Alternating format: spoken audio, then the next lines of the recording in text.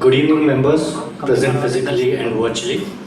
Welcome to the study circle meet on today's topic on discussion on sections 115 BBA and BAB. Today we have a very eminent speaker, CA S Ramasubramanian sir. I heartily welcome you, sir. I request our chairman of Bangalore branch to escort the speaker onto the dais.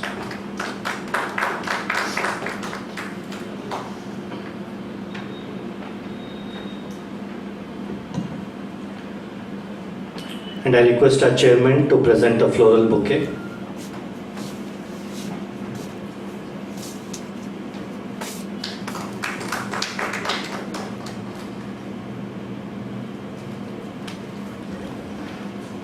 Thank you, Chairman. Now I request you to welcome the members.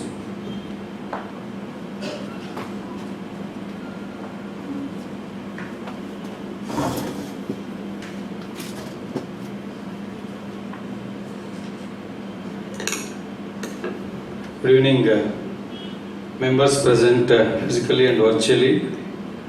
I welcome you all for a very interesting session on 115 issues in 115 BA, BAA and BAB. To handle this session, we have with us a very senior member of our profession, Ramasubramanian sir. I welcome you all for this program. 115 BA has been inserted in the Income Tax Act to give the benefit of a reduced corporate tax rate for the domestic companies. 116 BA, BAA and BAB states that domestic companies have an option to pay tax at a rate of 22% plus surcharge of 10% and cess of 4%. There is a lot of confusions and issues in this small subsection BA, BAB, BAA and BAB.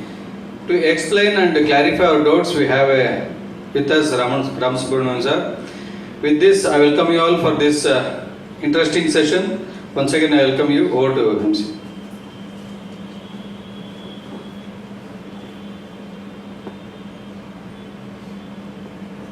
There is a small announcement. On first, we are celebrating CA Day. For that, we have planned walkathon and cyclethon from Freedom Park to via Vidhan Soda to branch. After that, we have flag hoisting and a special invitees address of senior members, blood donation camp and plantations is there, but we are doing one day before. That is the one upcoming program. I request all the members to actively participate and spread the message to your colleagues and friends to actively participate for this program. Another important program, the much awaited state level program, we are planning to conduct on August 19th and 20th in Palace Ground, Anantya, gate number 9. We will soon start circulating the brochures. I request all the members to start registering for that program even. Thank you.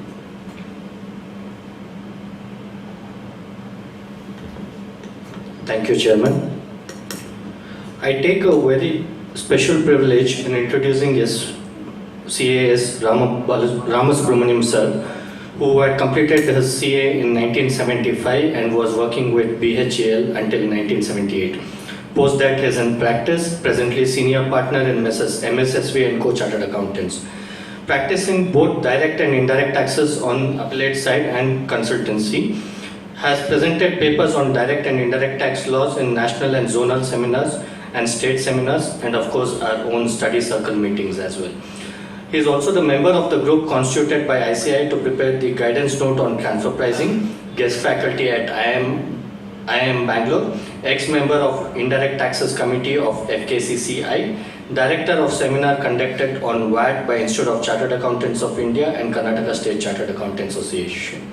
With this brief introduction, I present to you over CA Ramasubramanian sir.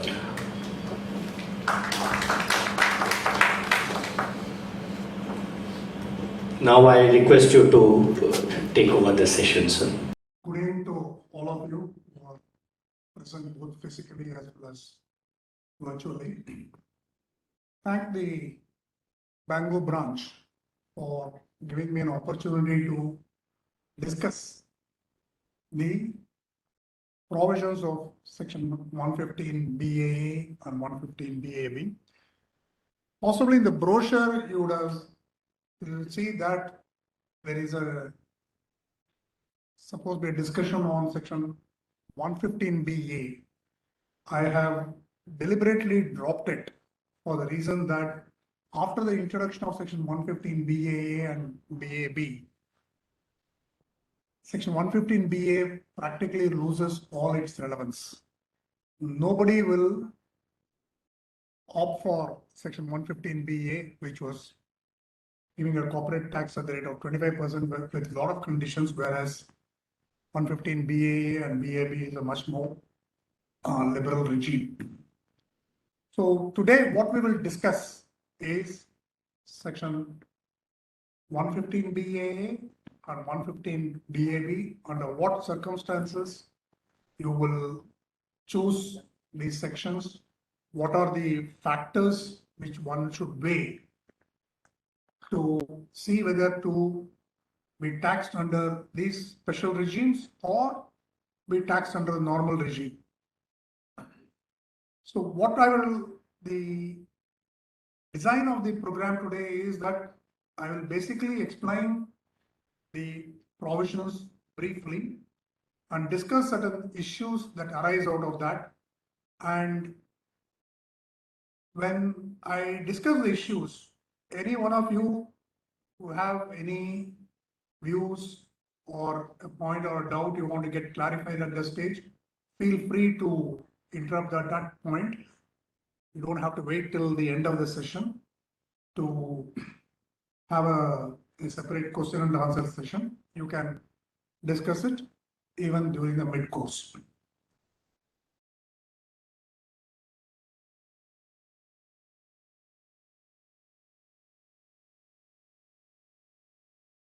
As you may see that the section 115 BAA and section 115 BAB were introduced by the Taxation Laws Amendment Act 2019, and they are basically applicable to assessment year 2020-21 onwards. Under section 115 BAA, you have a concessional rate of 22% in case of domestic companies. Please note that this section is applicable only to domestic companies. It does not apply to a foreign company. Okay. Therefore, it will apply only to domestic companies, 22%. This is applicable from assessment year 2021.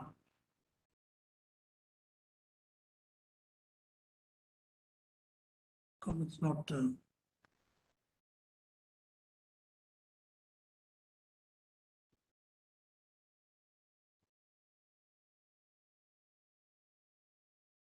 In order to get this 22% concessional rate of tax, you have to satisfy certain conditions specified in section 115 BAA2.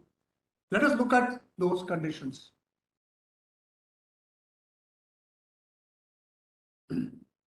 A bit later. So when you are in section 115 BAA1, the proviso says that if a person fails to satisfy the conditions specified in subsection 2 in any previous year, then the option exercised by him shall become invalid for that assessment year and subsequent assessment years. This is as per proviso to section 115 BAA1.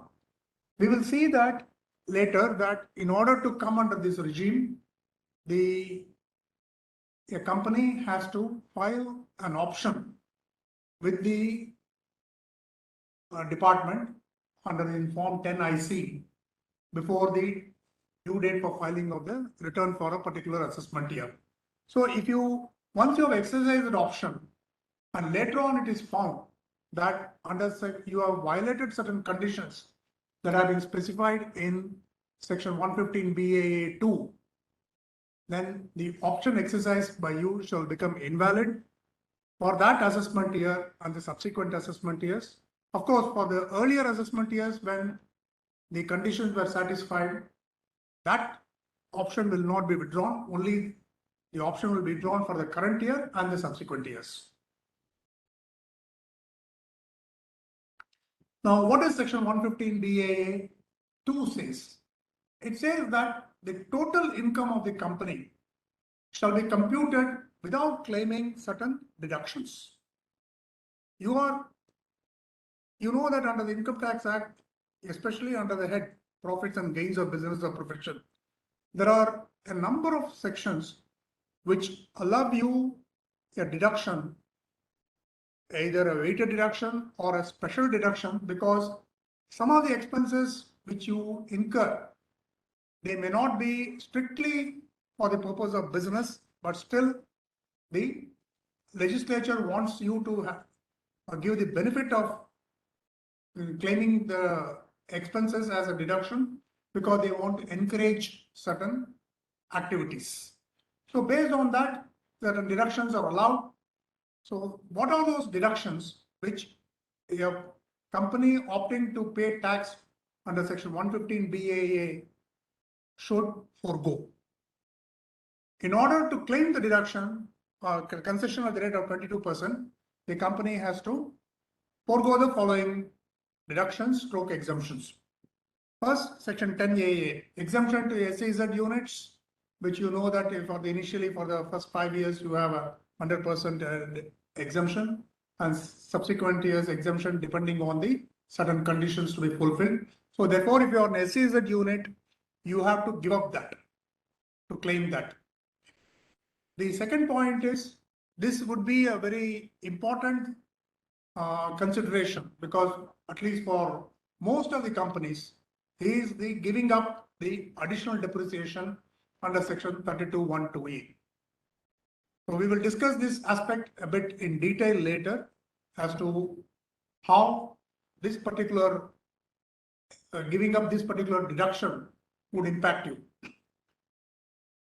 Then 32AD, this is with reference to investment allowance in respect of new machinery installed in notified backward areas in certain states like West Bengal, etc. So therefore, this is basically relevant only for those people who are in those states.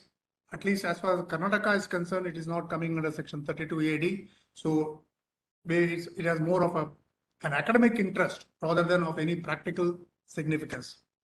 Similarly, these deductions 33AB with reference to tea development account, 33ABA site restoration fund, 35(1)(2) weighted deduction in respect of contribution to specified research association, contribution to for scientific research, contribute to research association undertaking research in social science, 35(2)AA weighted deduction in respect of payments made to national laboratory, 35(2)AB weighted deduction in respect of in-house scientific research. This is a very important because many companies do claim the deduction, weighted deduction. So kindly note that what is disallowed here is only the weighted deduction portion. The basic 100% of deduction will be available. If you are claiming 200%, you will not get that to an extra 100%. It's only the weighted deduction portion of these exempt sections would be denied to you. Expenditure on agricultural extension project, that is under 35CCC, 35 CCD, expenditure on skill development projects, deductions under chapter 6A except deduction under section 80 JJAA. So you must keep in mind that if you are claiming certain exemptions which are coming under part C of chapter 6A, that is deduction from certain incomes like ATIA, ATIB, ATIC in a particular backward state. So these, if you are an assessee who is having exemption under these things, you have to keep them in mind, saying that what will be the impact if you give up those exemptions and pay 22% tax, or what will be the impact if you claim that exemption and pay the tax at normal rate. Sorry. Then this section says, loss attributable to any of the above sections, including unabsorbed additional depreciation carried forward from earlier years, cannot be set off. I think one small F is missing there. So this is a very important point to note, that if you have any unabsorbed losses or unabsorbed additional depreciation. Kindly note, normal depreciation which is carried forward is allowed. Only the additional depreciation unabsorbed amount you have to forgo. The depreciation on any asset shall be at the rates determined in such manner as may be prescribed. So this is also another condition saying that if the government may prescribe a different rate for various assets, plant and machinery, etc., which are used by the company, other than the one which is given in the appendix to Rule 5 of the income tax rules. But the first proviso to Rule 5 of the income tax rule says that if for any of the item in the appendix, the rate of depreciation is more than 40%, then the depreciation will be capped at 40%. So what happens if you look at your machinery and see whether they are at what rate you get them depreciated. If you are getting them depreciated at less than 40% rate or at 40% rate, there is no impact because the same rate will continue. But if you are claiming certain things like 80% or 60%, etc., like in the case of computers, then you may have a call to take whether to claim the extra depreciation or to come under the 115 BAA regime, adopting 40% as the maximum depreciation rate on any asset. In respect of other assets, fortunately, the same rate of depreciation as is now available would continue. Then, if any of the carried forward losses relatable to those sections, kindly note, I will again emphasize here, the prohibition of carrying forward the losses is only with reference to the losses relatable and attributable to the sections I mentioned, like your 35 2AB or 35 CCC, 35 CCD, various the sections we saw where you can't claim the deduction under section 115 BAB2. So those, any loss relating to that is only will lapse, not that a normal cash loss under section 72 or a normal capital gains loss carried forward under section 74, etc. will not lapse. What lapses is only those losses attributable to the sections mentioned, for which you cannot claim a deduction.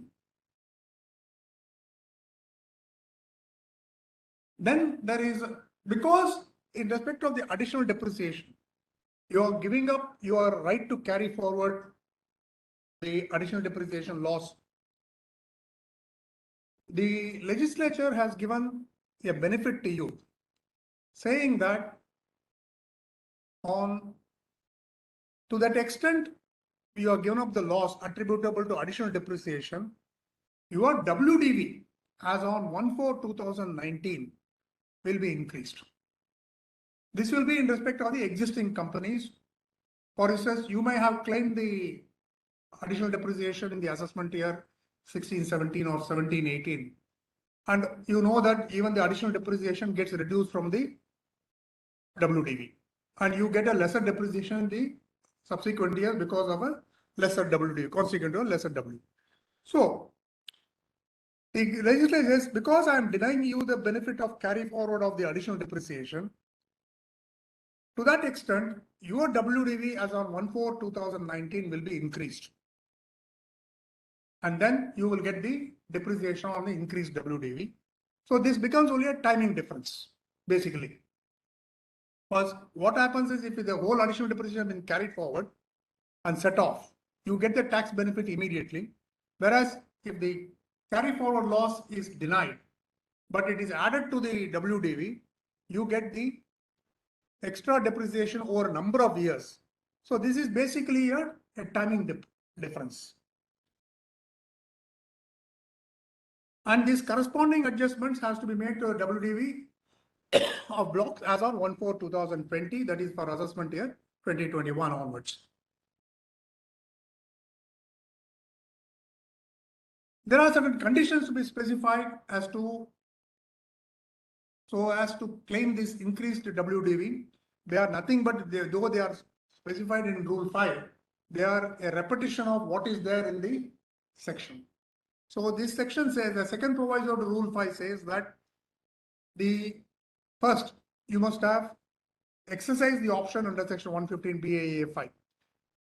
This is a repetition which is there in the section, because if you don't exercise the option, the question of claiming the concessional rate of under Section 115 BAA does not arise at all.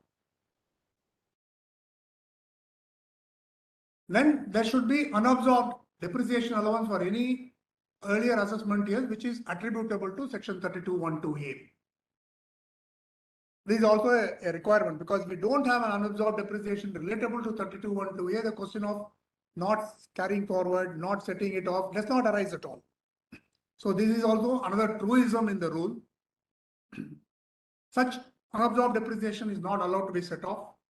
It may notice the second proviso does not lay down any rule as to how unabsorbed depreciation attributable to 32(1)(2)(a) should be calculated. We will see later when we are discussing certain issues as to how this lack of rules in identifying the unabsorbed depreciation relating to additional depreciation would impact the decision making regarding 115 BAA. That I will discuss that initially. I will go through the rest of the other provisions. Then if you are a unit in International Financial Center, deduction under Section 80 LA will be allowed. Earlier we saw that in order to claim the concessional rate of tax at 22% under Section 115 BAA 2, you are not allowed any deduction under Chapter 6A except the deduction under Section 80 JJAA. That is in respect of the extra employment provided to various employees. Only that deduction is allowable, no other deduction is allowable. But in the case of International Financial Center, they have a separate deduction regime under Section 80 LA. So this section says that, okay, in addition to 80 JJAA, you will also get the deduction under Section 80 LA. Of course, you have to satisfy the other conditions mentioned in 80 LA to claim the deduction. This is very important because this is one of the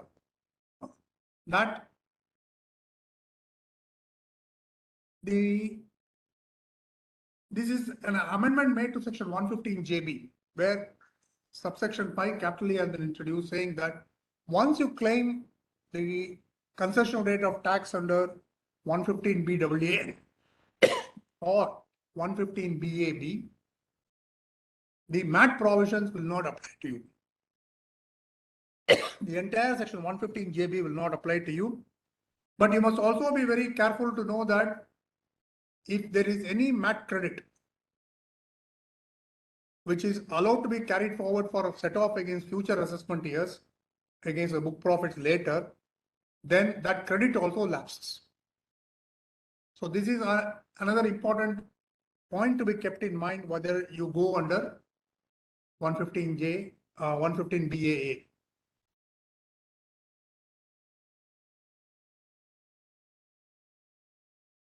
Then the option is to be exercised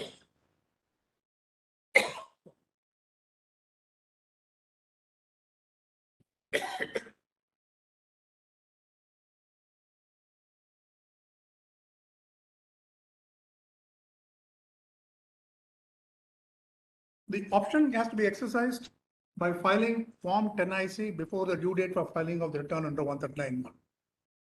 Here, for instance, as far as 115 BAA is concerned, you have to note that you don't have to exercise the option in the beginning itself. But if you're an existing company, it is not necessary that you should claim the benefit in assessment year 2021 for you to claim benefits in the other year. Suppose you find that for assessment year 2021, 21, 22, not claiming the benefit is more beneficial to you because you are able to set off various things, you are able to get more deduction, and your tax on normal tax at the rate of on tax at normal rates is less than 22% without claiming these deductions, is then you will definitely not want to go under 115B. Therefore, the law permits you to avail it from any year of your choice. And the circular number 6 of 2019 also confirms this position, saying that you take a decision after taking all these factors into account, and you can go into the regime in the next year or any year of choice. But the moment you file an option,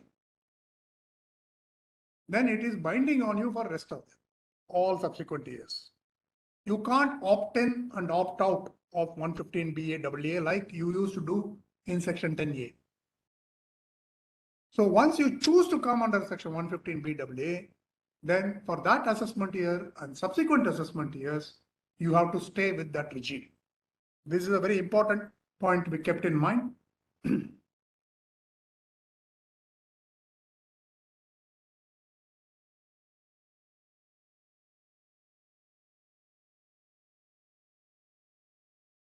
See, now let us discuss certain issues.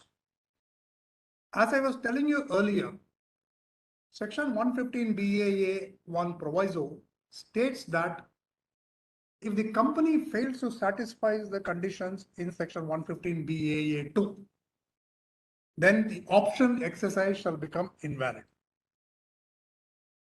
Let us see whether section 115BAA2 really prescribes any conditions.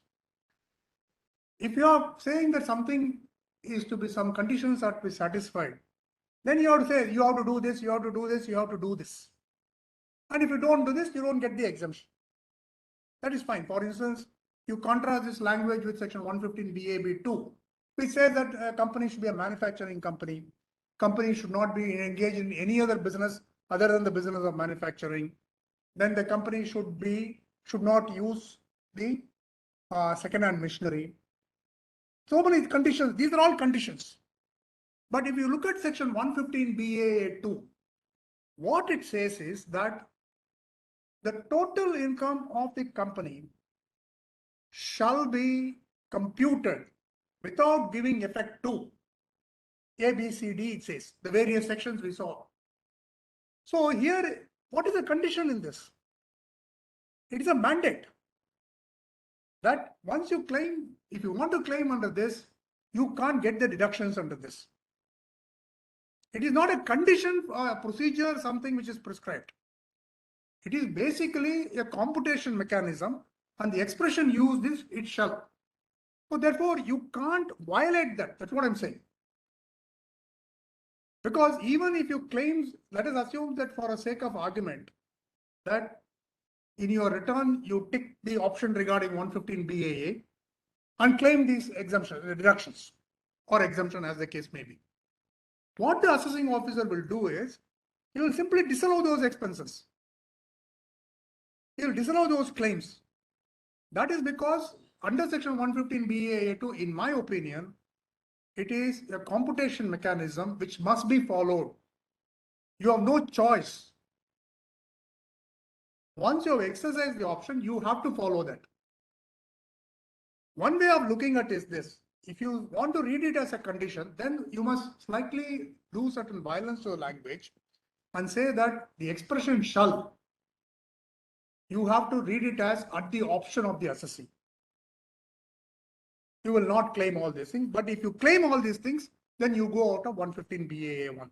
So we don't know which is the first one, whether it is the chicken which came first or egg come first. That is the problem. Whether 115BAA1 is supreme or 115BAA2 is supreme. And when you read them harmoniously together, whether there can be any divergence at all between 115BAA1 and 115BAA2. In short, it is extremely difficult for a person to say that I will claim the deduction under all these sections and forfeit the exemption under section 115BAA1, or rather the concession rate under 115BAA1 once you have exercised the option. This is my view. There could be a contra view. If any of the persons present here or anybody who is virtually attending this meeting have any opinion or views on this, they are welcome now. You have the facility for sharing online. Any comments coming from?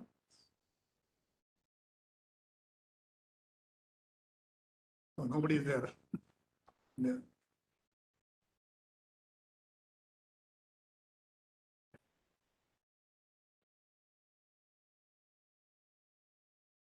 No, I'm just asking if there because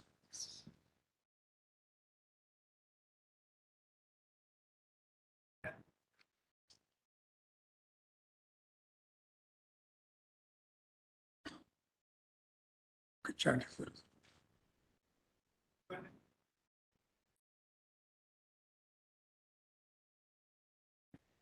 No questions as of now. Okay. So how do I go there? Just It's on the top. okay, it's on the top. Just scroll there. You can. You can just go yourself. There. Chat. There is also a Q&A. Sometimes it comes in the chapters. But will it give a warning that is somebody some? No, suppose somebody comes, I have to keep checking. Okay. It'll pop up. Okay, then it's fine. Good.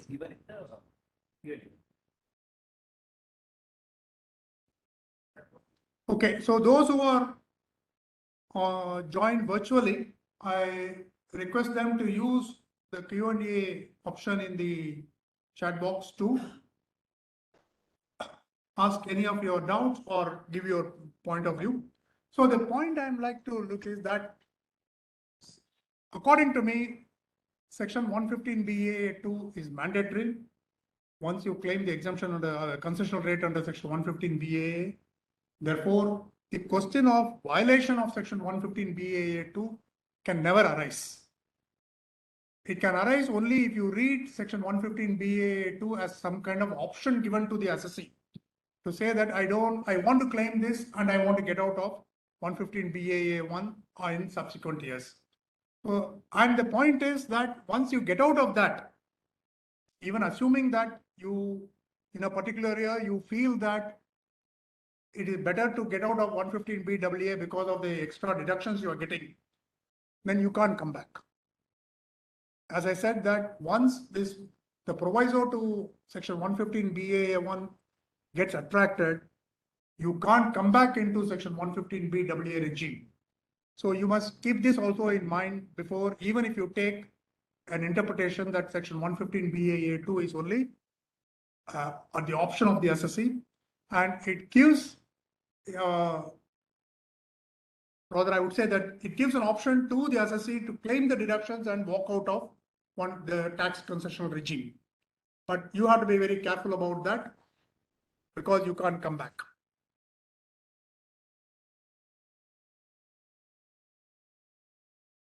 Please, as I was telling you earlier, there is a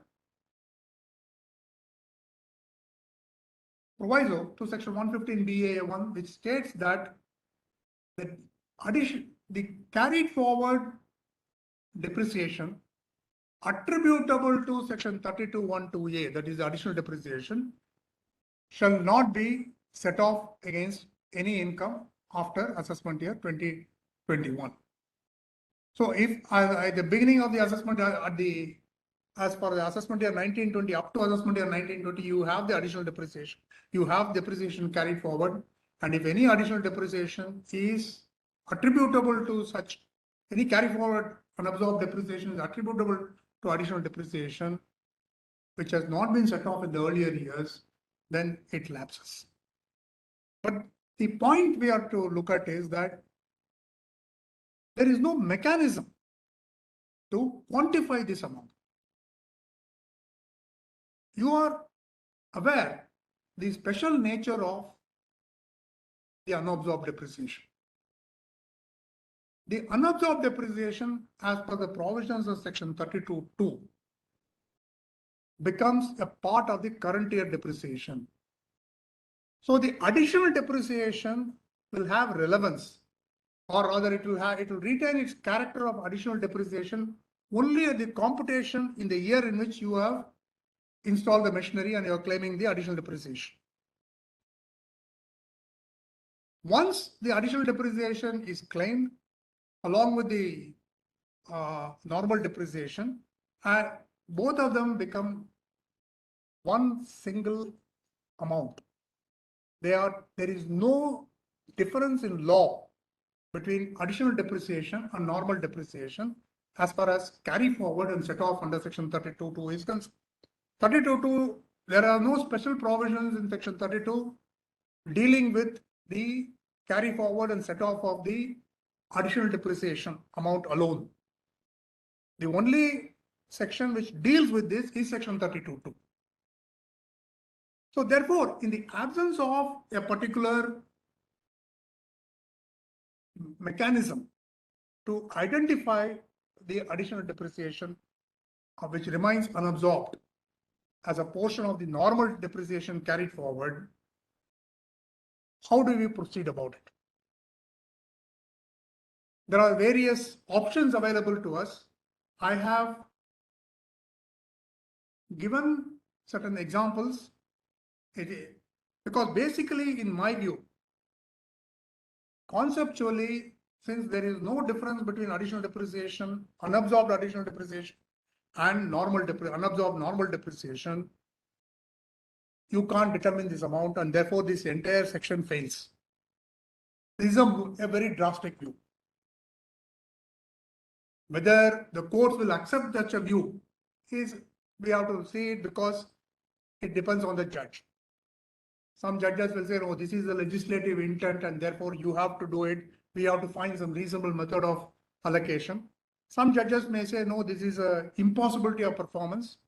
There is nothing in the law as to how to do it, and therefore you are asking for something which is not possible, and hence we will ignore this.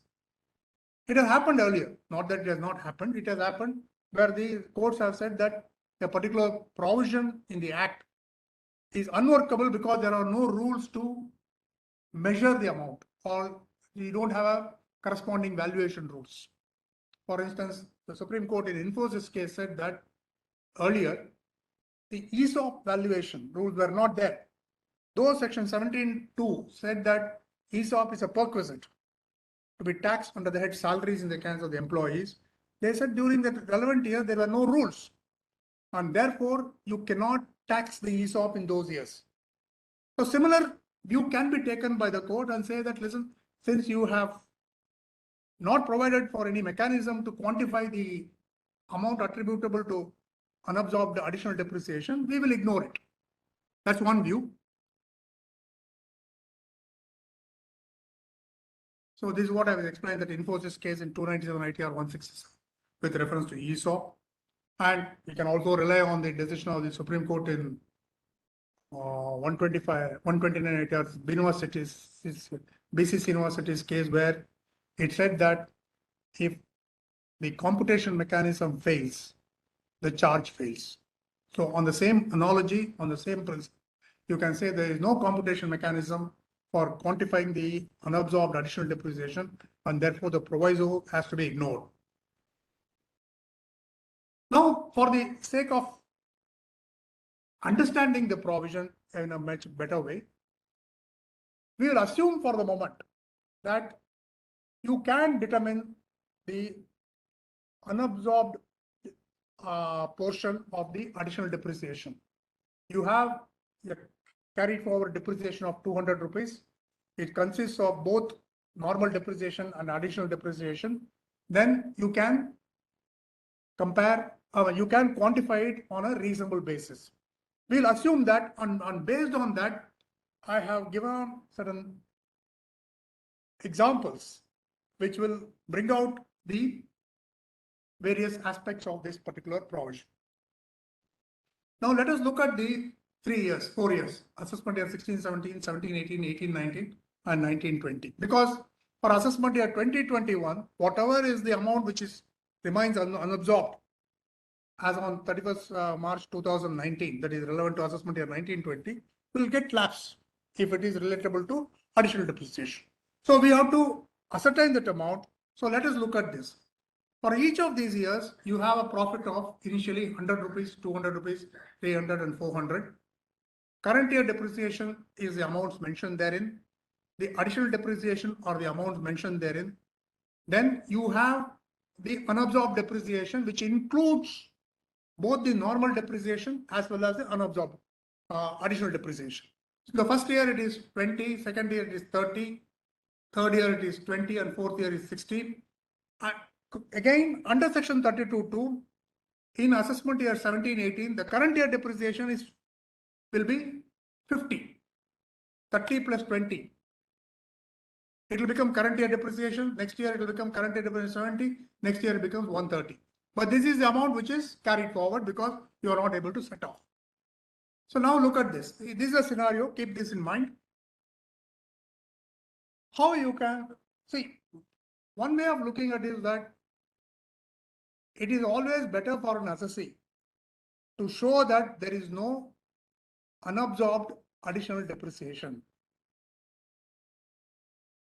If the unabsorbed additional depreciation is zero, then nothing lapses.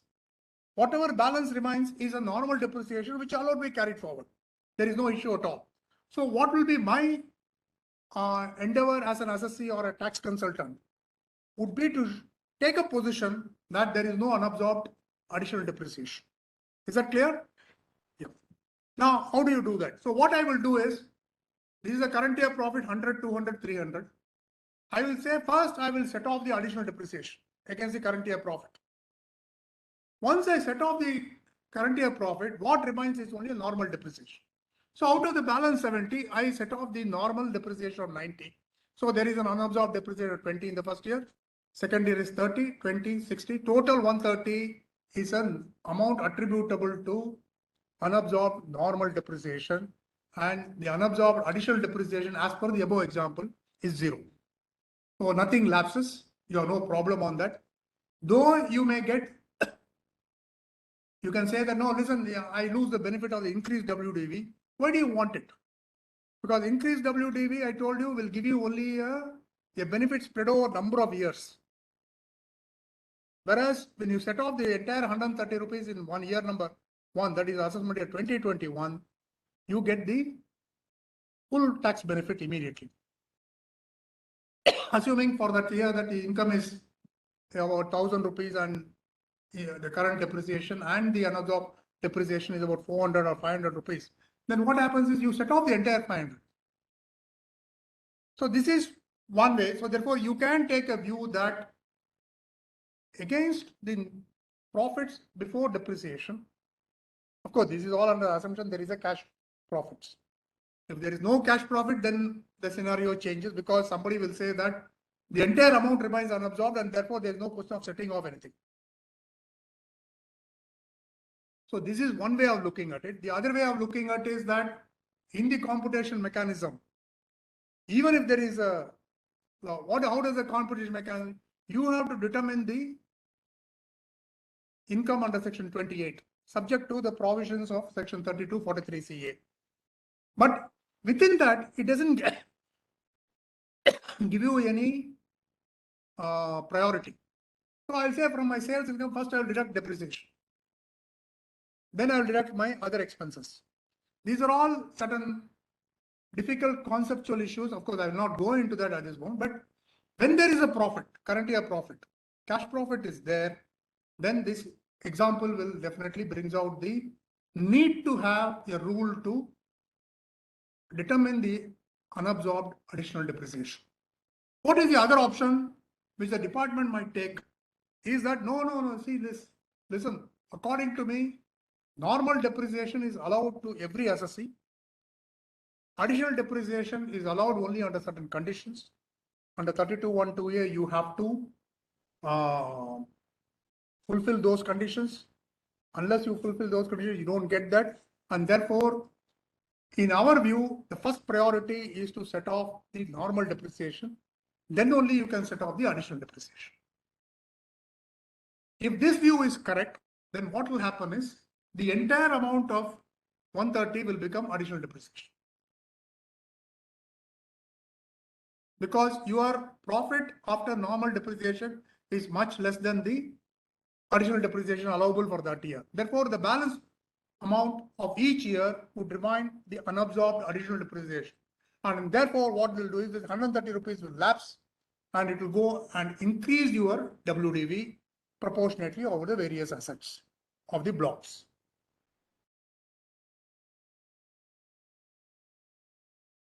It is also possible that some of you may say that there can be a different method. We can use one of the, you say that why do you want to assume that the entire amount of depreciation is set off first or the entire amount of additional depreciation is set off first? Why don't you put it in the ratio?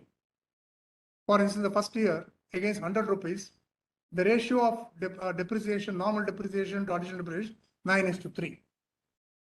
So 3:1 is the after reduction. So 3/4 of 100 rupees will be set off against the normal depreciation. Balance 1/4 is against the additional depreciation, and accordingly we will calculate the unabsorbed portion. The 20 rupees will be set off will be apportioned in 3:1 ratio. In the first example, as we saw, because the first year you had the cash profit of 100 rupees, 90 rupees is the additional is the normal depreciation, 30 rupees is the additional depreciation, and 20 rupees is the unabsorbed depreciation of both together. So this 20 rupees will be split into additional depreciation, unabsorbed portion, and normal depreciation in the ratio 1:3. So this is one reasonable view. It is not unreasonable view. It is one reasonable view. So therefore, like this, there can be any other button, but finally, according to me, it is your choice.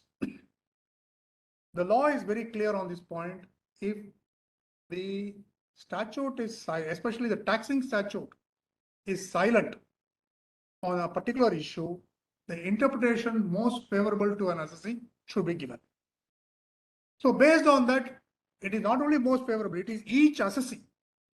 For you, setting off the unabsorbed depreciation may be a priority. For someone else, not setting, because if I continue to incur losses, why should I carry forward? I can't carry forward for the subsequent year. So I would rather add it to the WDV of the first year, it's 2021, and claim that. So these are all peculiar situations where you need to have a well-considered view based on your future profits, etc., to claim the benefit or not.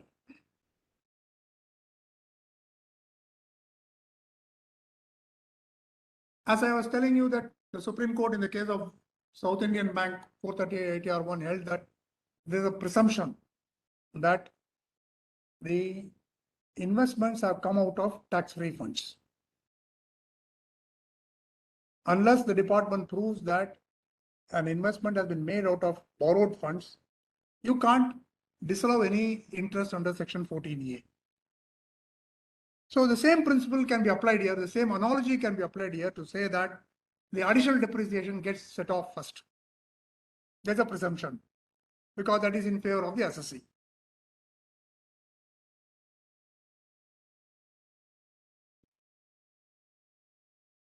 Then another point is that you have to file an option before this way. I'll come to a bit later on this point. See, if you contrast section 115 BAB and section 115 BAA, you will find that in the case of section 115 BAB, there is a specific provision which says that in the case of an amalgamation, the option exercised by the amalgamating company, that is the transferor company, will be valid as if it is filed by the amalgamated company, that is the continuing company or the transferee company. But there are no similar provisions in section 115 BAA, and therefore if an amalgamation takes place in such a way that two companies A and B merge and then they become C, then what happens is C has to file a separate option on Form 10IC, though A and B have filed it. Whereas if B and C, the C absorbs B and C has already filed the option it does not matter because that option continues. This will, in a case where there's a merger resulting in a third company being formed, which absorbs both these companies, and the new company has to file an option under section 115 BAA5 if it wants to claim that benefit.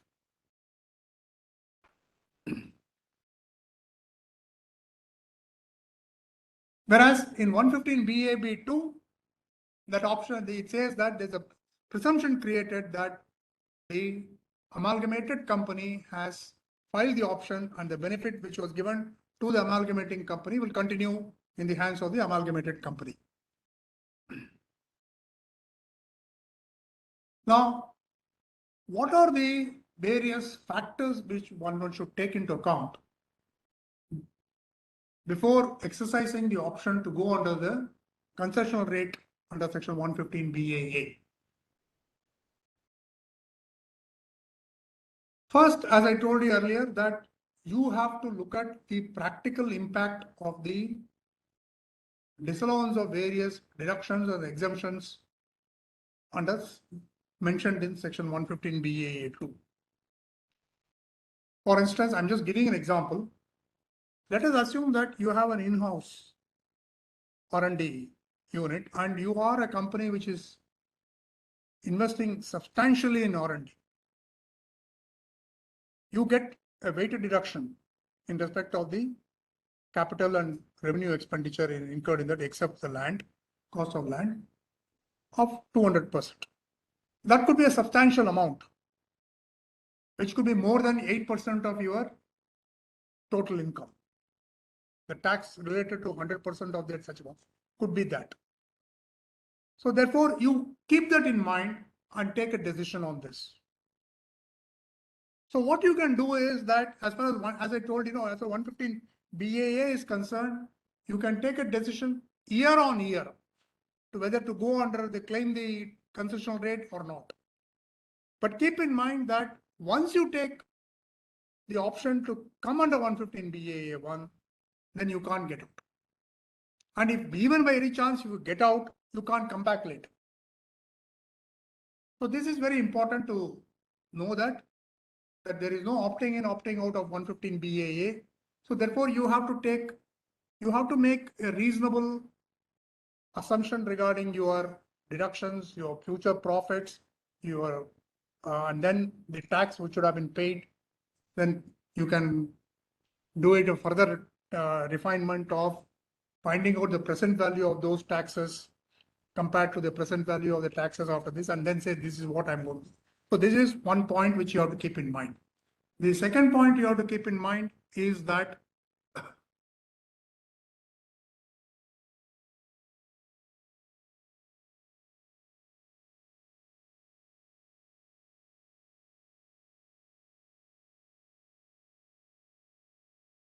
MAT credit.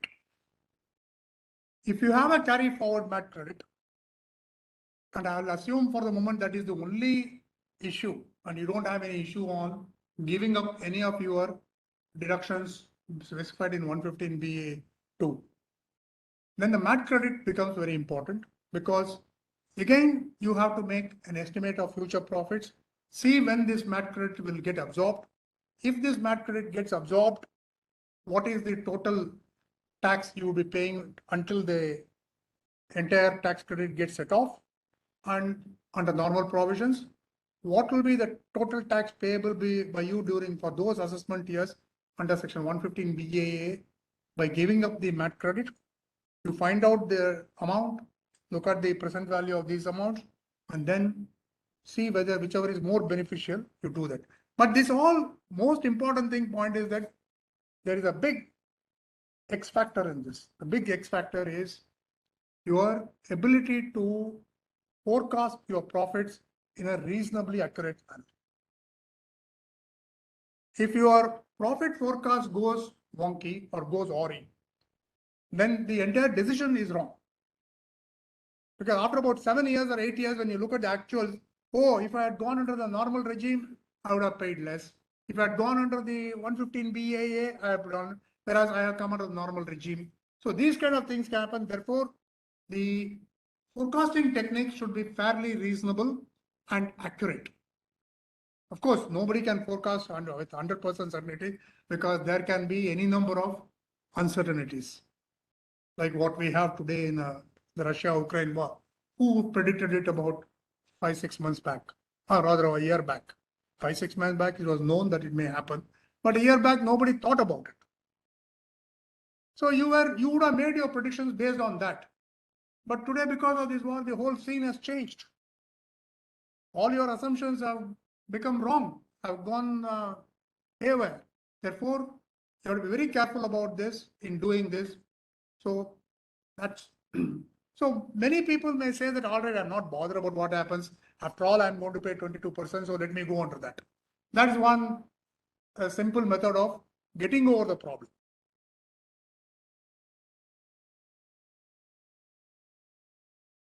So with this, we complete section 115 BAA. Any issues?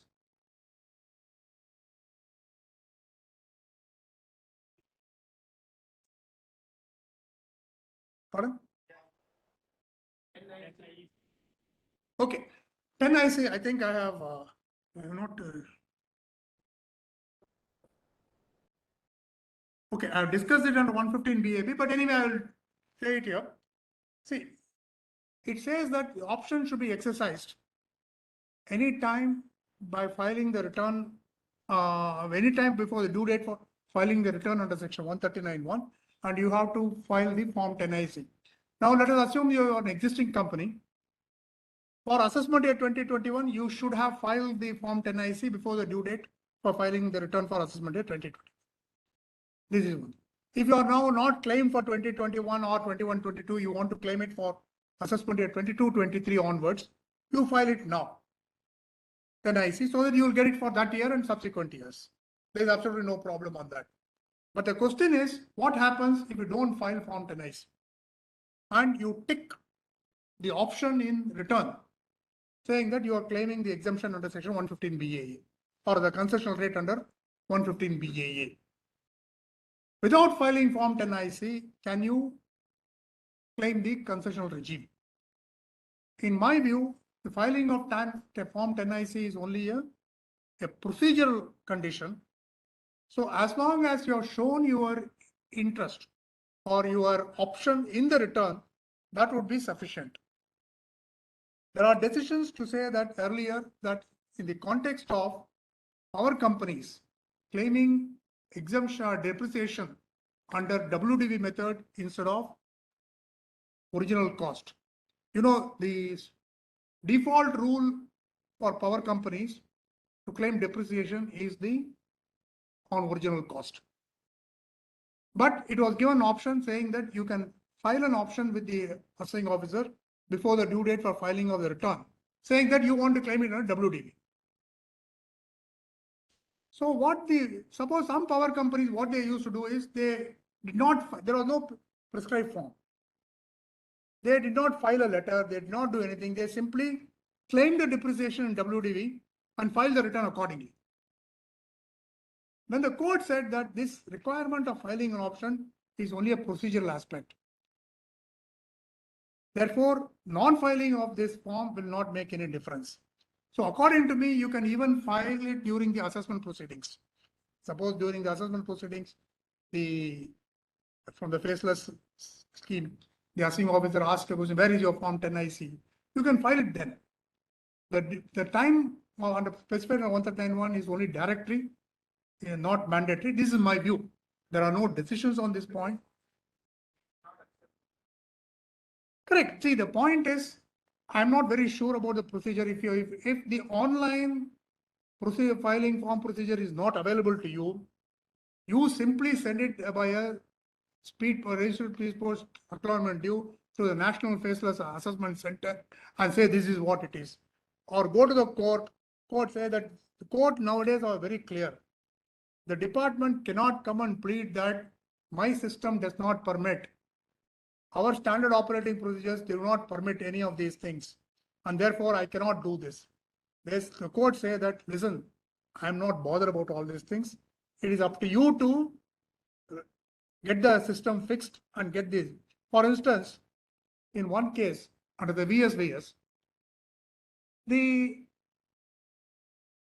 Form 3 issued by the designated authority was withdrawn.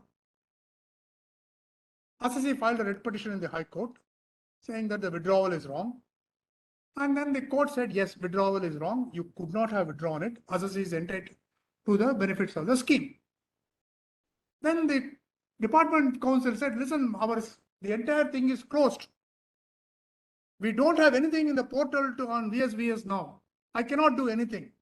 And therefore, it is not possible to give effect to your order. And hence, it should be in our favor. The court said, we are not bothered about that. It is up to you to find some mechanism to do that. Therefore, you send it to NFAC, this Form 10 IC, and it is for them to ensure that it reaches the assessment unit. These are all my views. We have to see how the case law develops on these matters. Okay. Pardon? Was extended. Yeah. Yeah, but I'm looking at, suppose you have started a company now, or you are not claiming exercise the option for the early years and you want to option it for the first time. Okay, or if for 21-22, there was no extension. So you can do that, yes. Subject to whatever time which was given. As per the TOLA, this one, they extended on the board circular, they extended the time because of the confusion. Fine, there is no issue on that. Subject to that. I agree with you on that point. So any other question before we go to 115 BAB?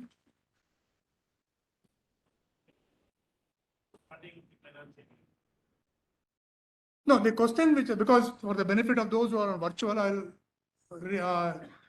the question asked is this: whether the decision can be taken before the start of the financial year or it can be postponed. According to me, you can take the decision till the due date for filing of the return. The only point you have to take a decision is whether to pay the advance tax under 115 BAA. You take whatever decision you want, but that is not going to impact you of your entitlement. Maximum, if any extra tax is payable because of your option, you may have to pay interest. Other than that, there is no other, but you may have to take the decision before the due date for filing the return under section 139(1). So you have theoretically time up to that. But what will happen is that possibly, since you have to file the tax audit report, so you have to go time only up to that date. Not because at the time in the tax audit report, possibly it will say whether you opted for the 115B. And hence at that time you have to take a decision before uploading the tax audit report.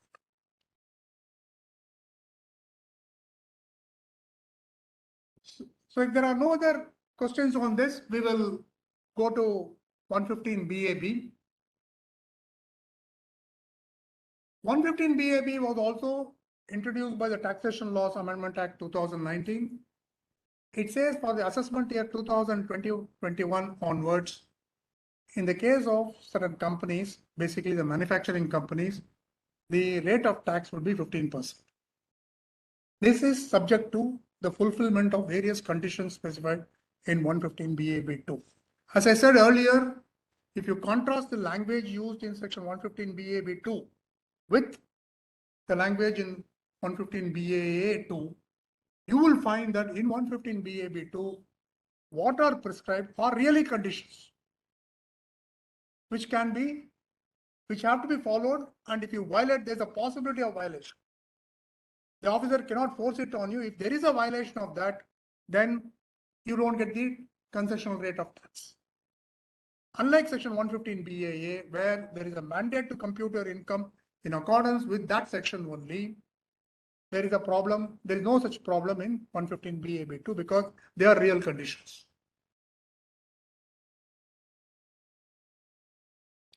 Then the section also says that if a company which has exercised this option on 115 BA2 has income which is neither derived from manufacturing nor which is incidental to manufacturing, then in respect of which no specific rate of tax has been specified under chapter 12 of the Act, such income, I will call it for the sake of brevity, such income as non-manufacturing income. Such non-manufacturing income for which no specific rate of tax has been specified in Chapter 12 will be taxed at 22%. This is to bring you parity with the other companies who are under 115 BAE. Then, under section 115 JB6, there are certain situations specified where it says that if you are carrying on a business with a connected party and it appears to the assessing officer that more than normal profits accrue to the company, then the assessing officer can substitute the actual book profits with the profits that ought to have been earned. So there will be a difference between the amount which is quantified as per your accounts and as per the ITU assessment order. This difference, which is not subject to the concessional rate of regime, will be taxed at 30%. Then all short-term capital gains of the company will be taxed at 22%.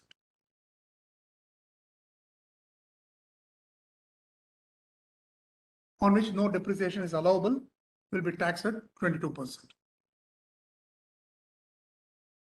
Then it says that if you are violated any of the conditions in 115 BAB2, then the concessional rate will not apply for that relevant year and subsequent assessment years. So you have to be very careful that once you exercise the option and you want to remain within the 15%, you must ensure that you don't violate the conditions. Because this is a huge difference, because it is 50% of the normal rates. What are the various conditions? The company should have set up and registered on or after 1st October 2019. It should commence manufacture or production article thing on or before 31st March 2024. The business, initially it was 31st March 2023. In the last year Finance Act, it was extended up to 31st March 2024. The business is not formed by splitting up or reconstruction of existing business.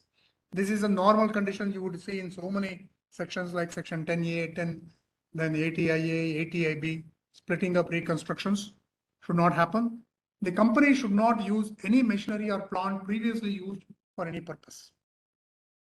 So second-hand machinery is not permitted, but there are certain exceptions to this. You can use a second-hand machinery if it is imported, provided the conditions are there that before the use by you, that such machinery was not installed in India by anybody. Nobody else has claimed depreciation on this machinery. These are the conditions you have to, and it is imported from a country outside India. Then another exception is given to the use of second-hand machinery. It says that if the second-hand machinery value is less than 20% of the total value of the machinery, then the concessional rate will be available. Only if it is more than 20% of the total value of machinery, plant and machinery, only you take only plant and machinery, you don't take the other assets into account. So whatever comes under the plant and machinery block in your depreciation schedule, you see on that whether it is 20% of the value. Basically, it according to me, the value here, it talks about the original cost and not the WDV. Because there is no clarity on this. This is based on certain tribunal decisions of the analogous provisions in some other section where we say that value is equal to original cost. Then the company should not use any building previously used as a hotel or a convention center, in respect of which deduction under section 80ID is claimed. This is also an important point to me because you have to, this may create problems. We will see on issues. The company shall not engage in any business other than the business of manufacture or production of an article or thing, and research in relation to such business for distribution of those articles manufactured by it. Then section 115 BAB2 says that certain activities which you carry on will not be deemed to be manufacturing or production of a particular thing. Because normally the definition of manufacture in section 229 AB, or whatever that section is pretty wide, because basically it says that if any you bring into existence a new commercial commodity known to the market, it is manufactured. Then if the chemical composition of the product changes, it is manufactured. So in that context, there can be certain things which can be treated as manufacture. But now the section says very clearly this is not manufactured. Development of computer software. As you may know that earlier that Karnataka High Court in Datacons, CAT was a Datacons Private Limited, and the Bombay High Court in IBM held that development of software is manufactured. The Calcutta High Court in printing case said that printing and publishing is manufactured. So those things will not be there. Conversion of marble blocks or similar items like granite blocks into slabs is not manufactured. I really don't know why. If you have to see a factory of slab manufacture, it requires a huge machinery. It requires a highly capital intensive, this one. Still, they don't want to give it. Bottling of gas into cylinder, printing of books of production of cinematograph film, any other business has notified. So far, the central government has not notified any other business. Then the total income shall be computed without allowing any deduction specified in 115 BAB2, which is similar to what we discussed in with reference to 115 BAA. So there is no problem on that. But the only thing difference is that the reference to additional depreciation not being carried forward and set off is not there in 115 BAB. This is for the very simple reason that this will apply only to the companies which are incorporated on or after 1/10/2019. So that means the first assessment year is 2021. In the first assessment year itself, you can't claim additional depreciation. Once you can't claim additional depreciation from the first year itself, where is the question of any carry forward of that amount? Existing companies cannot come under 115 BAB. So therefore, the legislature has correctly not made any reference to carry forward of additional depreciation. But in the issues, we will discuss this whether there is a possibility. That is only we will discuss it, but the general rule is that since you can't claim additional depreciation from the first year in itself, there is no need to have a special provision regarding prohibiting you from carrying forward and setting off the unabsorbed additional depreciation.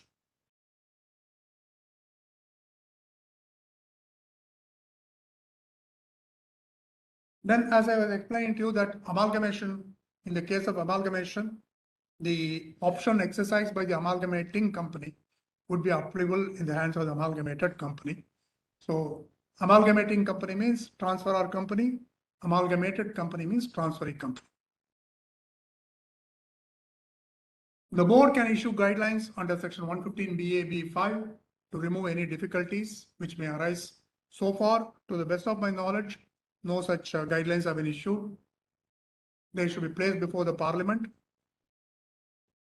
Then this is important, as I was explaining to you. Under section 115 BAB6, if it appears to assessing officer that due to the close connection between the company which has opted for the concessional tax regime and another person, or for any other reason, the course of business is so arranged that more than the business transacted between them produces to the company more than ordinary profits, the AO can make a reasonable estimate and substitute the book profits for the reasonable profit. It is important to note that this is something similar to what you have in section 80 IA 10, etc. But what is important, it is not a single one-off transaction or a couple of transactions which are between the connected persons. It has to happen that the business, the whatever transactions that have happened between you two, that are conducted between you two, have to be in the nature of a business. That means there should be regularity. There should be a number of transactions. And in this context, the expression business will not include an adventure in the nature of trade. So a one-off transaction between connected parties will not come under 115 BAB6. Suppose you are regularly selling something that the company which is claiming the benefit regularly sells its products to the other company, then that's a business transaction. Business is being regularly done in this manner. Or it buys raw materials from them, other way, if there is a purchase on a regular basis. But if there is just one stray sales or one stray purchase from such connected persons, then you are not hit by this. Even in that particular transaction, you have made more profits than the normal profits. That will not come under 115 BAB6. What will come is only the regular business transactions. That should be a number of such transactions. Then what is important to note is that in the case of transactions so undertaken, if it is a specified domestic transaction under section 92BA, then you have to determine the normal profits in accordance with ALP specified in section 92C. One of those various methods which we normally use for a transfer pricing has to be used here. But this is here putting, I don't understand this, because if you go back to section 92BA, by the same Taxation Laws Amendment Act 2019, it says that the business transacted between persons mentioned in section 115 BAB6 is an SDE.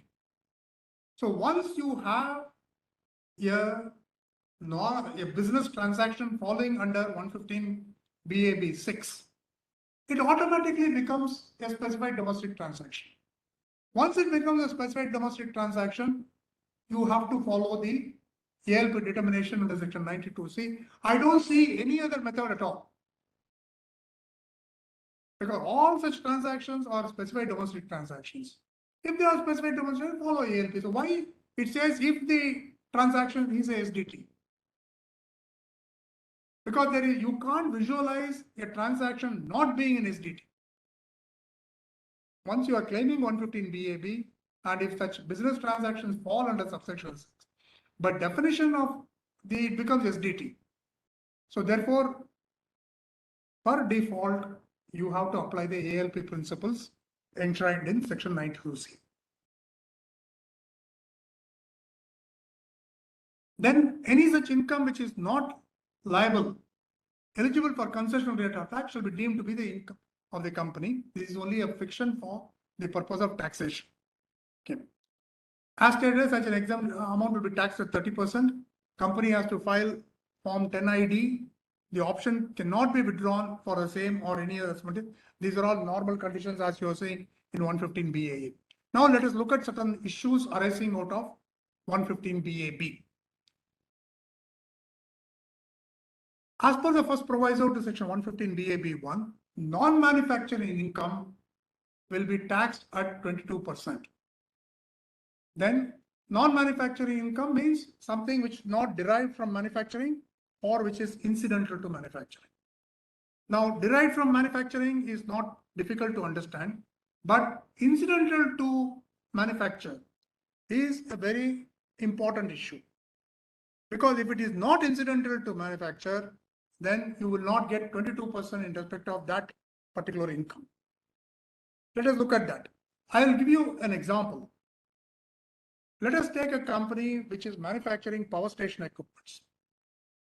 If you look at a power station equipment, there are basically, now I'm talking about not a hydro or a nuclear power, I'm talking about a steam, thermal power plants. So in a thermal power plant, you will have basically there are three major plants. One is your boiler unit, the second is your turbine, and the third is your generator. So in the boiler unit, what will happen is that you will have the boiler component which will convert the water into steam. This steam is fed into the turbine, which will rotate the turbines at a very high speed, and one end of the shaft of the turbine will be put into a generator, which will have all the wiring, etc., which will create a magnetic field, and then that magnetic field will convert it into electricity.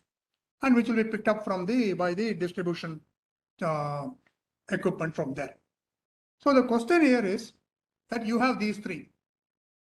It is not necessary that all these, even if you're manufacturing the basic boiler, the basic turbine, basic generator, this power station equipment requires lots of auxiliary equipments. You will not manufacture all those things. You may buy from outsiders and then supply it to the customer, the power generating company, and use it in erection and commissioning.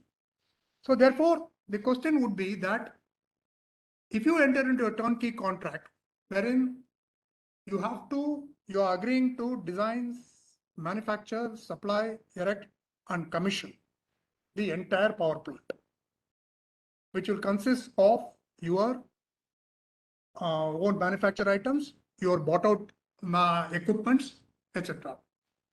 Then it also involves erection and commissioning. Can you say that the trading in respect of this is with reference to manufacture, incidental to manufacture? The auxiliary equipment, which is a bought out machineries, can you say that it is incidental to manufacture?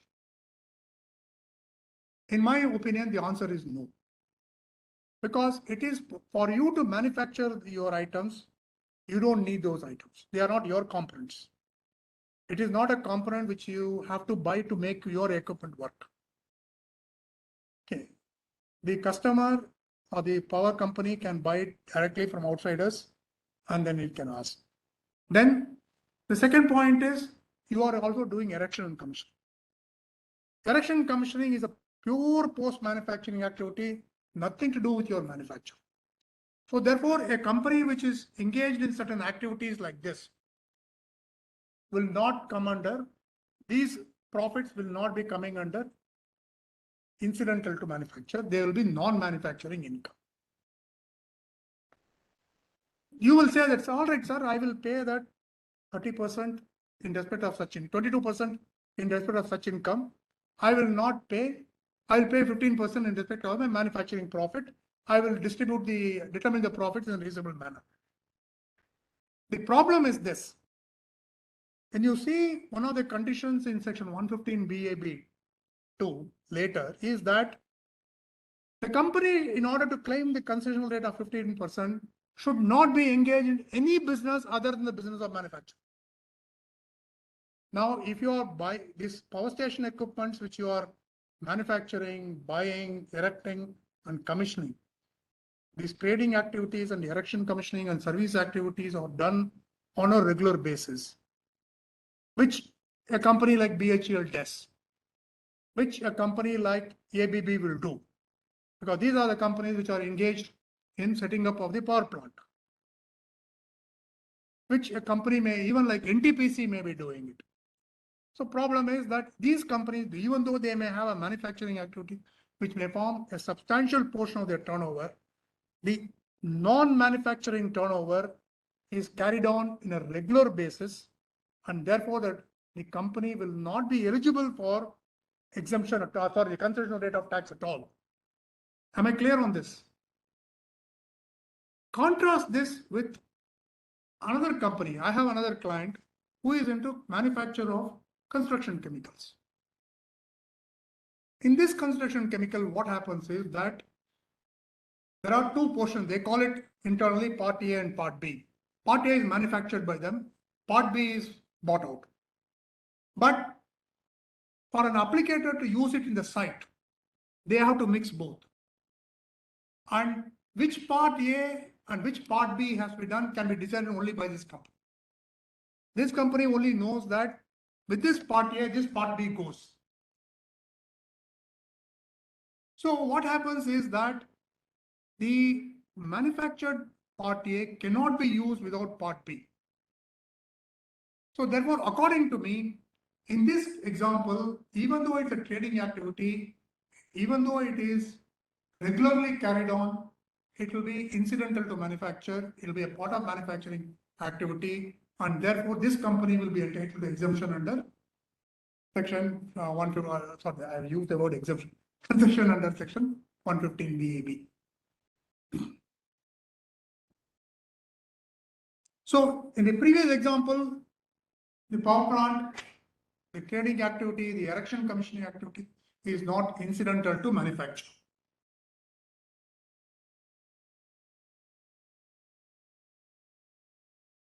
This is what I discussed also, that if under section 115 BAB2B, if your business activity is one of the business activities a non-manufacturing activity, you will not get the benefit of even in respect of your manufacturing profit. So when you are advising a client on at the time of setting up of a company, saying that, okay, you analyze what are his activities and also find out what are his future plans.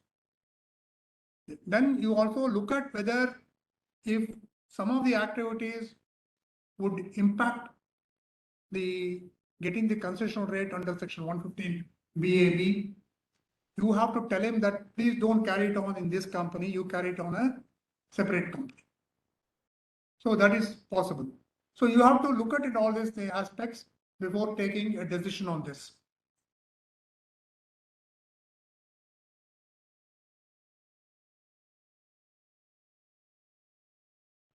Then the other thing is that when you compute the income of such months, there can be certain straightforward items like your interest, dividend, etc., which you have earned, which is not related to manufacture and which is not in the nature of a business, and therefore you will get the benefit in respect of the manufacturing profit.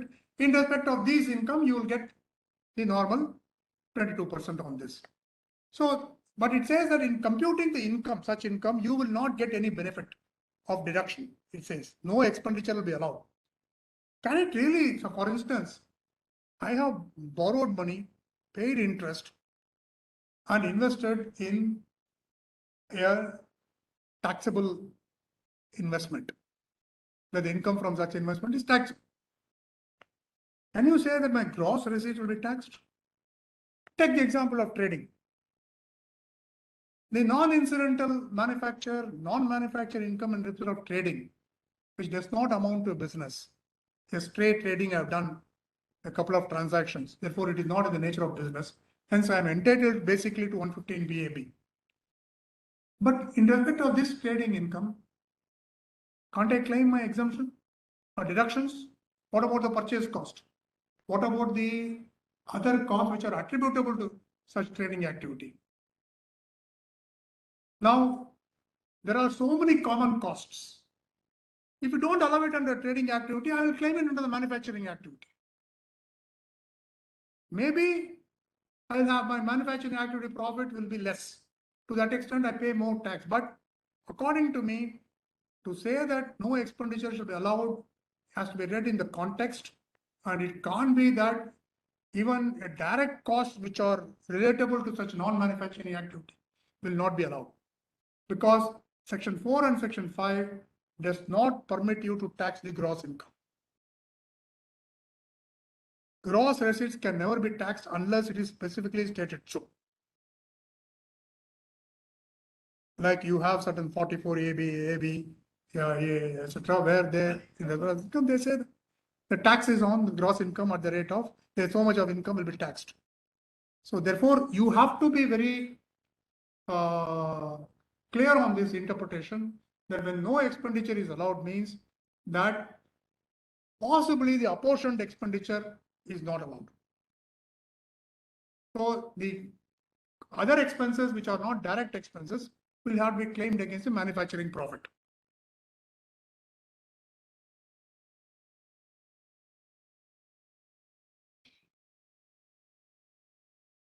The next issue is that the expression used in section 115 BAB is that the company should commence manufacture before 31st March 2024. What is the meaning of the word commencement? Would a trial production include commencement of manufacture? You look at the language in section 115 BAB and the language in certain other sections like 80J 10A2, 10B2, etc., where the expression used is the company not commences manufacture, it manufactures or produces things or articles before a particular date. You get the point? It does not say it commences or manufacture of article commences manufacture or production of an article or thing. It says manufactures or produces an article or thing before a particular date. So therefore, the expression commences means, according to me, it would include all activities which are required to have a successful manufacturing operation start. So therefore, even any step taken towards manufacture would be in the nature of a commencement of manufacture. So if you agree with this point of view, then even a trial production would be enough. So if you start your trial production before 31st March 2024, there should not be any problem. See, one way of possibly next year budget, they will extend the date to another 2 years or something. It's possible, or they may even completely do away with this condition, then this issue is not. But let us assume that this condition remains, that you should commence your manufacturing operations on or before 31st March 2024. Then especially at the fag end of 2024, if you start certain activities, you have to be very careful to know whether you are falling under section 115 BAB or not. Whether your activity can set to be commencing on this. In this context, there are certain decisions which are there, which says that a trial production can either be taken as a manufacture or not. The Madras High Court says that in the context of 32(1)(2)(a), the trial production also falls in the expression begins to manufacture, which is the expression used in 32(1)(2)(a).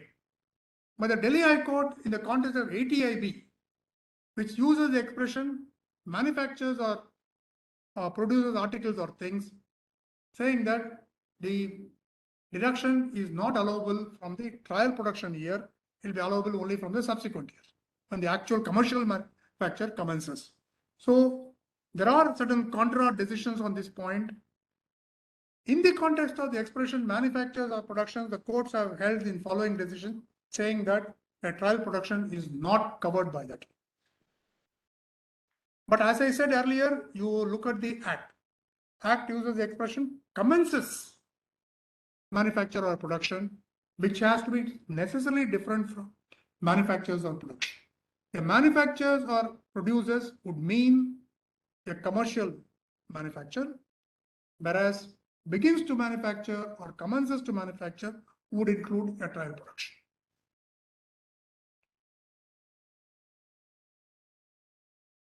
The another condition is, which is there in the normal, this one is that you don't form a company by splitting up or reconstruction of a. Normally what will happen is the expression used in various sections like your ATI, ATJ, ATIB, etc., they will say the undertaking is not formed, or in some cases the company is not formed. But here the expression uses business is not formed. So the point is, this is because section 115 BAB applies only to the companies incorporated after 1st October 2019.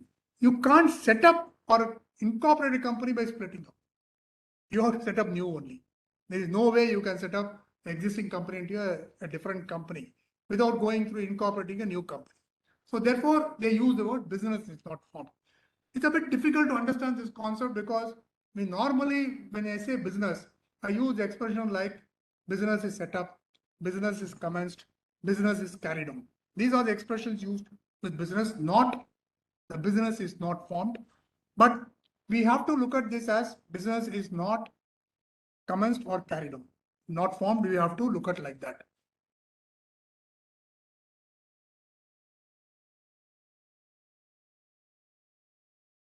So when do you say that the company's business is not formed by splitting up or reconstruction of an existing business?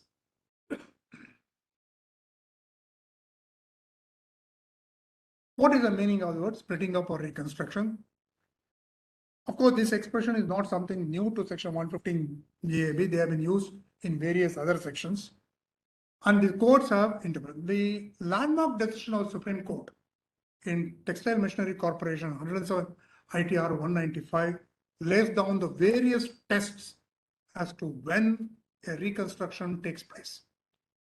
It held that if a new machinery, new labor, new capital, and a separate identified industrial undertaking is formed, such an undertaking will not be said to be formed by reconstruction of an existing business. It does not matter whether you carry on, you manufacture the same product, or you do a backward integration, or you do a forward integration, or a lateral activity. It does not matter. As long as you have, yes, you have a company already manufacturing certain products, you set up another unit, because these are all in the context of undertaking. You set up another unit. Then that company manufactures the same products as the earlier one, but if there is a substantial investment in the machinery and there is a separately identified undertaking, then it will not be treated as reconstruction. So in the same context, in the case of a company, now let us assume that there is an existing company prior to 1st October 2019. So what do you say? Then that company is not entitled to 115 BAB. Now that company wants to go for a very substantial expansion. Then what it does is that instead of carrying out the substantial expansion in the existing company, it forms a subsidiary, or the promoters form another company, whereby where they invest in new facilities, land, building, machinery, and then manufacture the same products. And the old company also continues. In this case, it cannot be said that a new company is formed by a reconstruction or splitting up of an existing business. Because Textile Machinery Corporation principles, the test laid down there are fully satisfied. So what applies to undertaking will also apply to a new company. So therefore, you get the benefit of that. But let us assume for the sake of argument that once you set up the new company and start manufacturing, you slowly close down the older company. All business operations come to winding up within a few months or within a certain period. So then the courts can say that, listen, your whole purpose of setting up of this to reconstruct the other business, existing business, you have completely wound up that business operations and you have started new here, and hence you are not entitled to the benefit of 115 BAP. There are certain decisions to this effect, so you must be very careful about that while doing a planning on that. At least carry on the business in the old company for a reasonable length of time and then close it. Don't do it within a year or two. The Delhi High Court decision in Ganga Sugar Corporation 92 ITR 173 is a very important decision which says that in order to be a reconstruction, there should be an element of transfer of assets and of some change in ownership of assets. That means the existing machinery in a particular undertaking should be transferred to the new undertaking, then only it will be reconstruction. Supreme Court agreed with this. Now, only looking at this,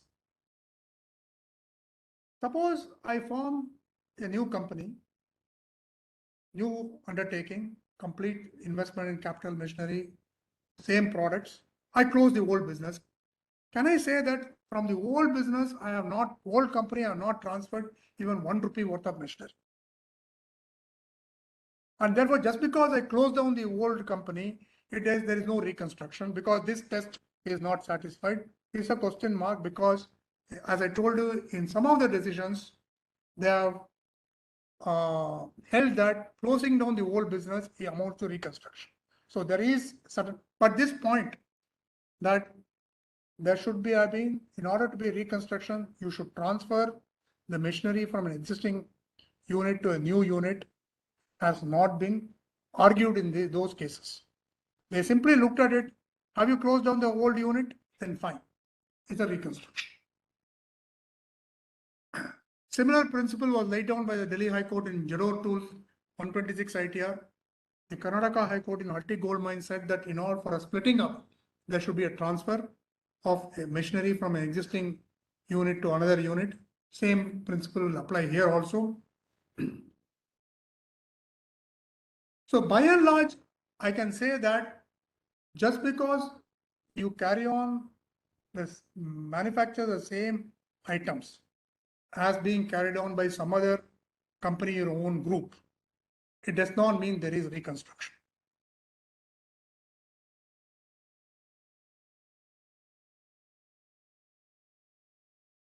Then section 115 BAB2 says that company shall not use any machinery or plant for any purpose.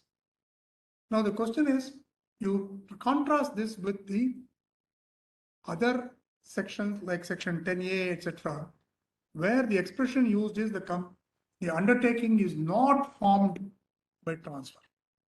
So the Supreme Court says that not formed means that the undertaking at its inception should not have been formed by transfer of the second-hand machinery. Later, if you buy a second-hand machinery, after you set up the undertaking with the new machinery, later you buy the second-hand machinery, and even if such second-hand machinery is more than 20%, then there is no issue. So the formation is you have to look at the formation. So can I say that in the first year, the value of the second-hand machinery is more than 20%, and therefore I did not claim 115 BAB.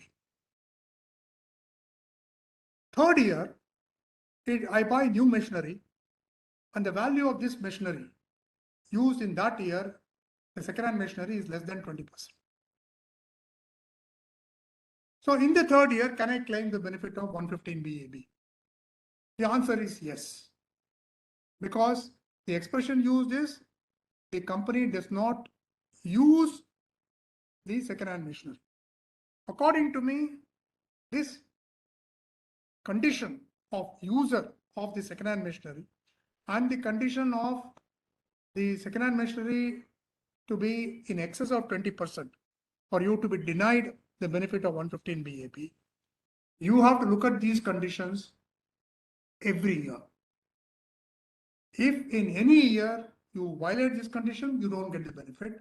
But if you have violated the conditions in the earlier years, but in the subsequent year, if you have started, then if you are fulfilling those conditions, you can claim the exemption from the subsequent year. This is based on the principle of the decision of Supreme Court in AS multi-access. See, in AS multi-access, what happened was, the question was, in the year of formation, the company was here, the assessee was a small scale industrial undertaking. So he was entitled to benefit under section 80IA. Subsequent years, it lost its status as a SSI unit. Then the department said, in this year you are lost, and therefore I will not give you 80A. Assessee's contention was, no, you look at the condition in the year of formation. I have satisfied that condition that I was a SSI unit in the year of formation, and therefore once I get the benefit, I should get the benefit for the subsequent 5 years, because 80A benefit is for a block of 5 years. So once I get the first year, I should get. The Supreme Court rejected this. It said that you look at the conditions every year. In year number 3, you are not a SSI unit, and therefore you are not entitled to benefit of 80A. So on the same principle, ratio will apply and say, I will look at this condition year on year. Just because in the earlier 2 years, I was not satisfying this condition, and the third year onwards, I satisfy this condition, I cannot be denied the benefit of section 115 BAB.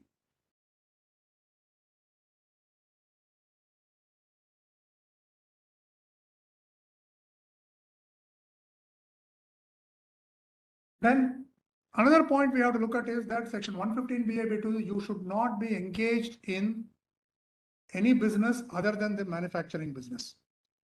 Here they have not used the word any business other than the manufacture or business incidental to manufacture.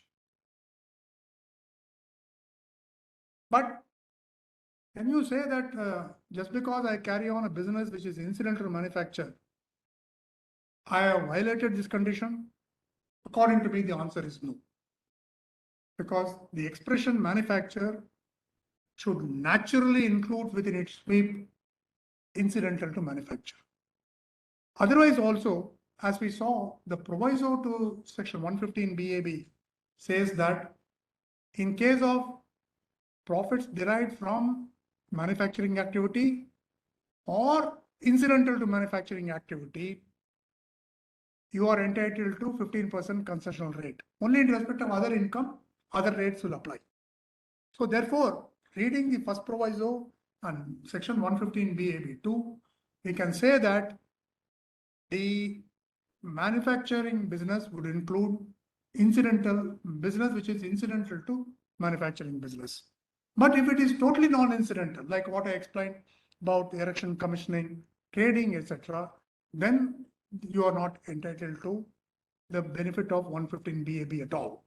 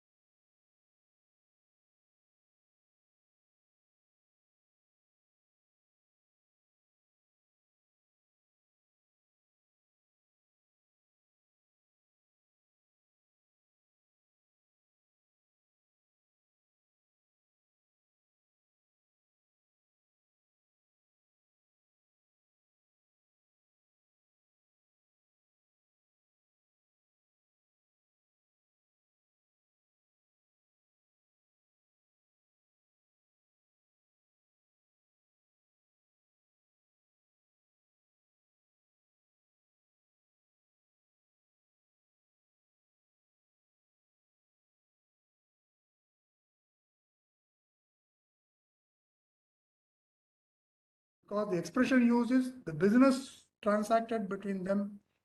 So transacted between these two persons would result in a more than normal profit accruing to the company which is claiming the benefit under section 115 BAB. So therefore, there should be regularity. There should be a number of transactions before the department can invoke section 115 BAB 6.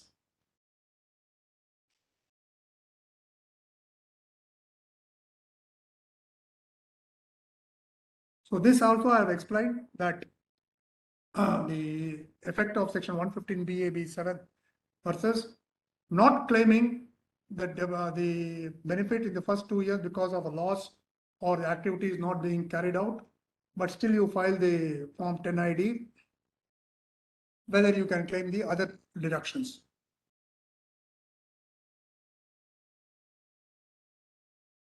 Again, both with reference to form 10 ID and 10 IC, I was explained earlier that filing, according to me, is not mandatory.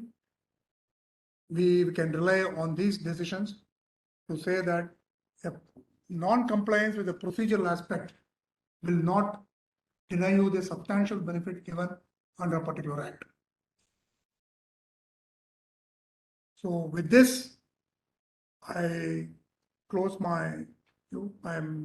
Now the floor is open for any. If option under section 115 BAA is not exercised in AY 2021, adjustment to WDV for unabsorbed depreciation, additional depreciation cannot be made. This also has to be considered. Yes, that's a correct point, because the adjustment to the WDV will come only for the assessment year 2021, and if you do not claim the benefit of section 115 BAA in assessment year 2021, the WDV adjustment is not permissible subsequently. But if you are able to set off the additional depreciation, unabsorbed additional depreciation in the assessment year 2021, then you will not be at a loss. The problem will arise only if you are not in a position to set off the unabsorbed depreciation or additional depreciation in assessment 2021, and in subsequent years you claim the option under section 115 BAA. In such cases, you may have to wait till the unabsorbed additional depreciation gets set off. No, this is not needed. I know that.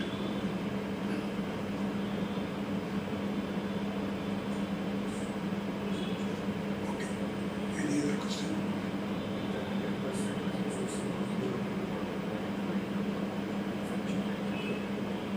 Now, the question is whether 100% outsourcing manufacturer is eligible under section 115 BAB.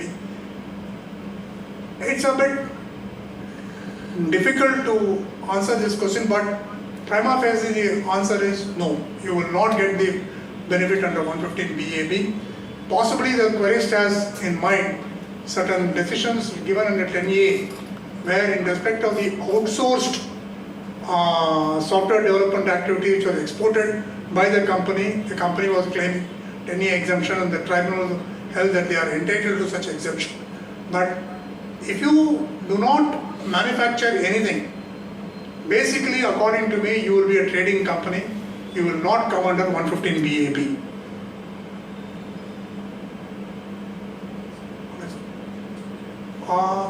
Are there any other questions from the floor? Because normally what happens is that if there are no questions, you can assume two things. Either I have explained everything so well that you have no doubt at all, or whatever I explained has gone over there and you are back in what you were at the 6 o'clock in the evening. So I thank the Bangalore branch once again for giving me an opportunity to read section 115 BA on 115 BAB. I have not looked at it practically from any of these, the participants, both online and physical participants, for listening to me very patiently and raising issues. I thank you and thank you very much.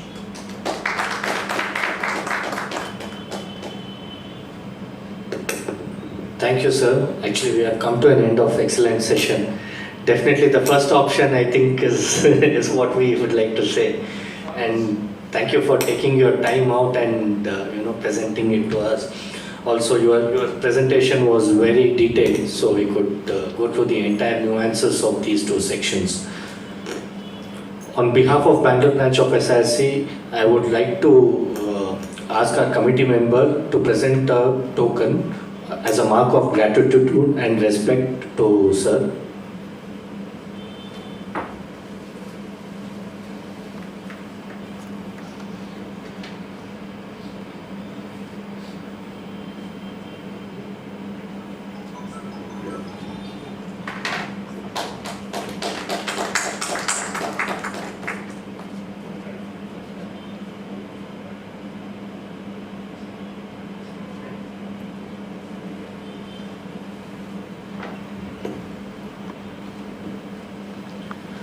Thank you once again.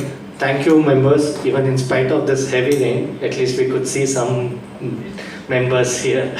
I mean, that at least does give some encourage, at least to the speakers, to see and talk.